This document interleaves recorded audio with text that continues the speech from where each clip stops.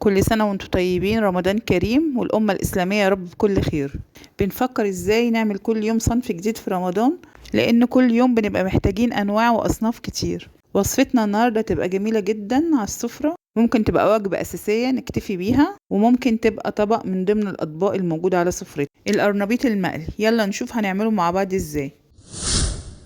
أول حاجة نبدأ بسم الله والصلاة على رسول الله.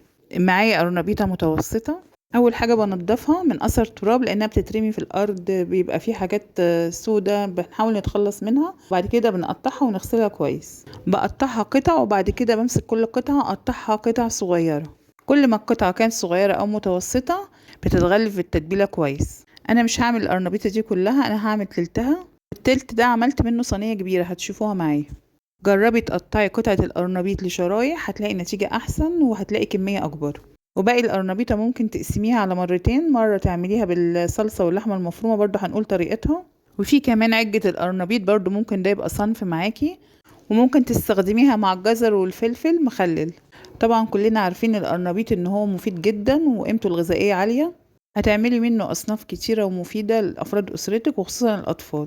ممكن لو الكمية كبيرة معاكي ومش عايزة ان انتي تستخدميها، بتسلقيه ربع سلقة، برضو بتكوني قطعتيه وتسلقيه ربع سلقة وتشيليه في الفريزر. طلعي وقت الاستخدام بيبقى سهل وجميل جدا معاكي. وكمان التتبيلة بتاعته ممكن تكوني مجهزاها وشايلاها في الفريزر. ودي الكمية كلها بعد ما غسلتها وصفيتها كويس. حلة على النار، هنزل بكمية المية حوالي 3/4 الحلة، معلقة ملح، معلقة فلفل اسود، معلقة كمون.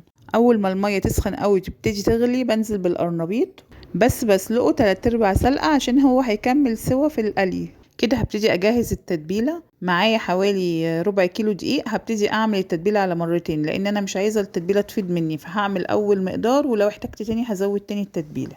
الدقيق هبتدي ازود له مية بالتدريج، انا مش عايزة طبعا الخليط سايل، انا عايزة معايا الخليط يكون تقيل. وكمان مع البيضة اللي هضيفها هيخف القوام وهيبقى مظبوط. البيض لما بيكتر في القرنبيط بيخليه طري مش بيبقى حلو، لكن انا استخدمت في الكمية دي كلها حوالي نص كيلو دقيق، يعني عملت التتبيلتين عشان هي ما كفتش اول واحدة، عملت تتبيلة تانية استخدمت حوالي نص كيلو دقيق معاه بيضتين بس على تلت القرنبيطة. معايا كمية من الشبت والبقدونس والكزبرة متقطعين صغير جدا، طبعا ده حسب رغبتك. انا بحب التلات حاجات دول مع بعض، في بيحب البقدونس بس، في بيفضل الكزبرة، فدي حسب الرغبة. كده هبتدي انزل بقطع القرنبيط المسلوق في الخليط بتاعي واقلبها كويس، وعلى النار في طاسه واسعه فيها زيت غزير كاني هقلي بطاطس بالظبط. ابتدي اقلي القرنبيط بتاعي. انا بحب اثناء القلي ازود له من التتبيله عشان يبقى كل الجوانب بتاعته متغلفه. لو بتحبي الطبقه الخارجيه تبقى مليانه وكثيفه وتقيله، زودي اثناء القلي بالمعلقه كده، زودي خلطه. لو عايزاها وسط اكتفي بالتتبيله بس بتاعتها. اول ما ياخد لون ذهبي قلبيه على الناحيه التانية، وشوفي اللون اللي انت تفضلي، عايزاه فاتح عايزاه غامق، ده حسب رغبتك. مكونات التتبيله، انا مش بضيف لها لبن ولا بضيف لها بيض كتير، فالقرنبيط بيبقى مقرمش وجميل قوي وهش، ولا بحط له نشا حتى، هو من نفسه كده بيبقى حلو. هنا خلصت اول طاسه، هعمل الطاسه التانية. واللي بيخليه اجمل ويبقى في حته تانية خالص التبخير، ان انت تبخري القرنبيط زي ما بتبخري اللحمه. جربي كده تبخريه، وعايزه رايك في كومنتات. بصوا اللون جميل ازاي، ولا الريحه ولا الشكل والقرمشه. مقرمش جدا من بره وطري وجميل من جوه، والطعم روعه روعه روعه. ودي كميه القرنبيط، تلت القرنبيطه اديتنا كميه وصينيه كبيره. بجد اكله جميله جدا، لو عملتي جنبها شيبسي وطحينه وقرنبيط بس في يوم من ايام رمضان هتبقى حلوه قوي.